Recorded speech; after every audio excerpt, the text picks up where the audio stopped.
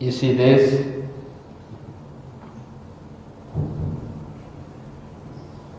यामानासी प्रांत के हमारे सभी अधिकारीगण, उत्तर प्रदेश सरकार में मंत्रिमंडल के मेरे सहयोगी वित्त मंत्री श्री सुरेश कुमार खन्ना जी, उद्योग मंत्री श्री नंदगोपाल गुप्ता नंदी जी,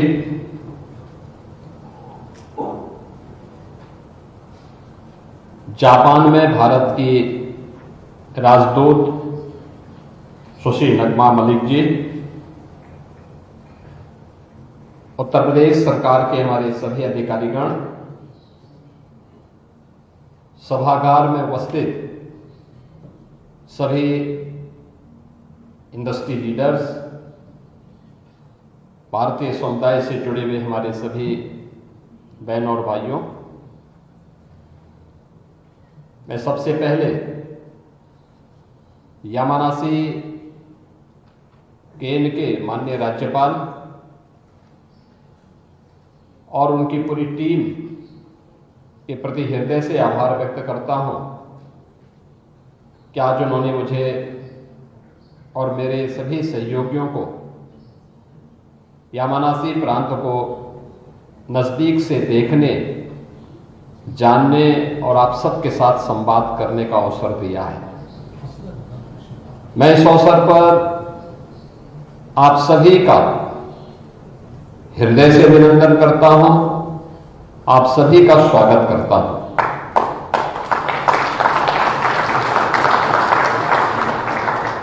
मित्रों,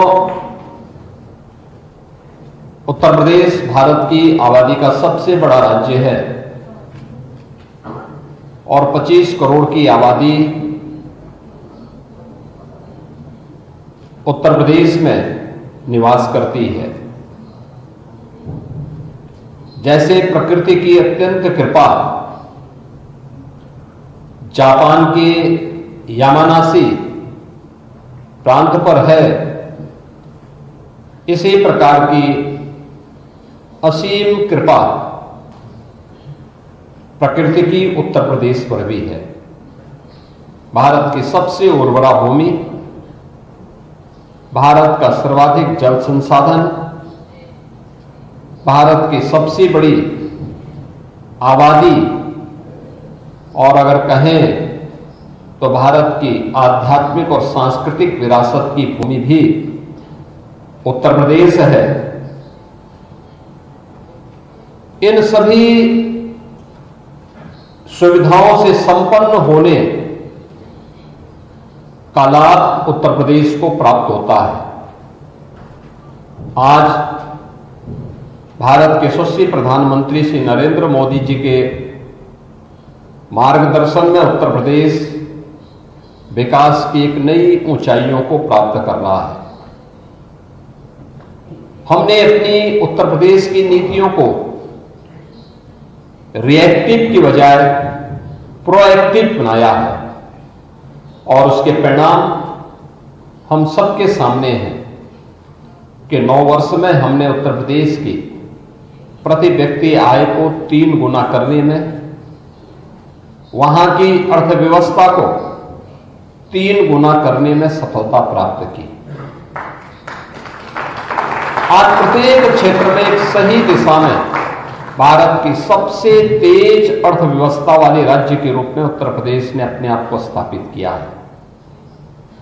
लेकिन जितना बड़ा राज्य है, जितनी संभावनाएं हैं, उतनी ही चुनौतियां भी सामने आती हैं और उन चुनौतियों को सफलतापूर्वक आगे बढ़ाने की दिशा में हम लोग एक बड़े डेलीगेशन के साथ जापान की यात्रा में आए हैं। दिसंबर 2024 में यामानासी के माननीय राज्यपाल उत्तर प्रदेश की यात्रा में आए थे और उस समय उन्होंने जो बातें यहां हमारे सामने वहां पर रखी थी, मुझे अच्छा लगा कि उन्होंने लगातार इसको फॉलोअप किया, इसके लिए पत्र भेजे, इस पहल को आगे बढ़ाने के लिए उन्होंने यहां के उपराज्यपाल महोदय को भी उत्तर प्रदेश की यात्रा पर भेजा। उत्तर प्रदेश का एक उच्च स्तरीय प्रतिनिधिमंडल, बिजनेस डेलीगेशन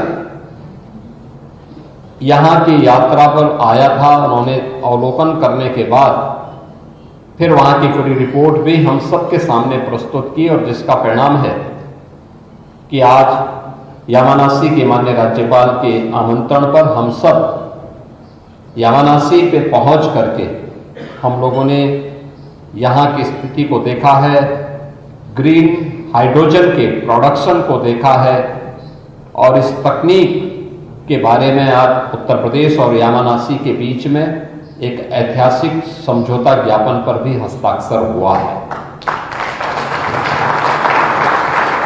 उत्तर प्रदेश के उच्च तकनीकी संस्थान से जुड़े हुए छात्र यहां पर इस तकनीक का प्रशिक्षण भी लेंगे, और प्रशिक्षण के साथ इस तकनीक को सफलतापूर्वक उत्तर प्रदेश के अंदर लागू करने में उत्तर प्रदेश की इंडस्ट्री के लिए, उत्तर प्रदेश की पब्लिक ट्रांसपोर्ट के लिए, उत्तर प्रदेश के अंदर ऊर्जा की आत्मनिर्भरता को आगे बढ़ाने के लिए इस तकनीक का उपयोग कर पाएंगे। और इस तकनीक को हम लोग प्रधानमंत्री मोदी जी के नेट जीरो के लक्ष्य को प्राप्त करने की दिशा में यह एक बड़ी महत्वपूर्ण पहल हो सकती है। और मैं इस तकनीक के लिए यामानासी के माननीय राज्यपाल और यहां के हाइड्रोजन ऊर्जा से जुड़े हुए अध्यक्ष हैं उनका और उनकी पूरी टीम का हृदय से धन्यवाद करता हूं।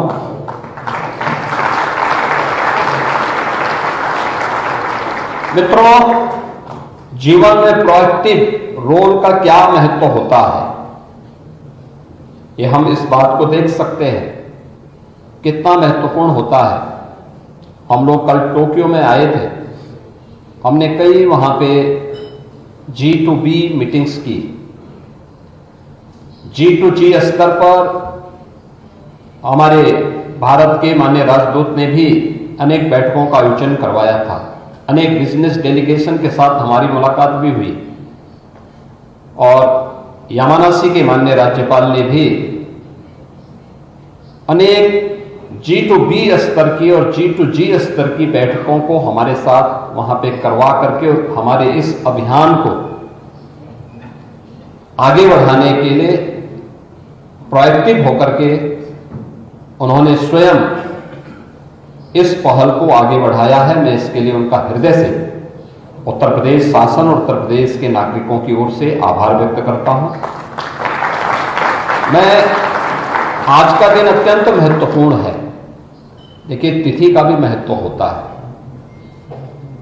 आज 26 फरवरी है, 26 भी है और महीना दूसरा है, और 2026 भी है। अगर आप इन दोनों को जोड़ के देखेंगे, दोनों मिलकर के 8-8 का अंक होता है। ये दोनों चीजें दिखाती हैं कि हमारी पहल एक सकारात्मक है, आगे बढ़ रही है।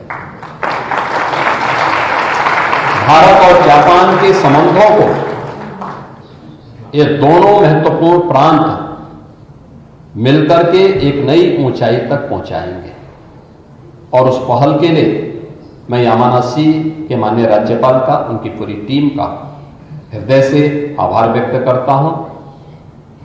मैं इस अवसर पर अवश्य जो अन्य जिज्ञासाएं हमारी थी, जैसे आज अभी इसके उपरांत हम लोगों को यहां की सेमी स्पीड ट्रेन की राइडिंग का भी एक अवसर हमारी डेलीगेशन को प्राप्त होगा। 500 से 600 किलोमीटर पर आवर की उसकी स्पीड है। हमें यहां के रोबोटिक्स सेंटर को भी देखने का अवसर प्राप्त होगा, क्योंकि रोबोटिक आज की इमर्जिंग टेक्नोलॉजी है। और इस वर्ष उत्तर प्रदेश सरकार ने अपने बजट में रोबोटिक के लिए एक सेंटर ऑफ एक्सीलेंस के लिए भी हम लोगों ने धनराशि की व्यवस्था की है कि इस दिशा में हम उस शोध को और आगे बढ़ाएंगे जो आज की आवश्यकता है, और साथ ही साथ यहाँ पर अन्य एग्रो ग्रीन से जुड़ी हुई कुछ अन्य प्रोजेक्ट को भी हमें देखने का अवसर प्राप्त होगा। मैं यामानासी के उज्जवल भविष्य की कामना करता हूँ और विश्वास करता हूँ कि जापान गवर्नमेंट, यामानासी की गवर्नमेंट इसी प्रकार से प्रोएक्टिव होकर के जापान को एक विकसित जापान की दिशा में जो उनकी पहल है, वह पहल न केवल जापान की दृष्टि से बल्कि विश्व मानवता की दृष्टि से एक पहल आगे बढ़ सकती है। ऊर्जा में आत्मनिर्भरता के लक्ष्य को और तकनीक को सर्वसामान्य तक पहुंचाने के इस अभियान के क्रम में एक बड़ी महत्वपूर्ण भूमिका का निर्वहन कर सकती है।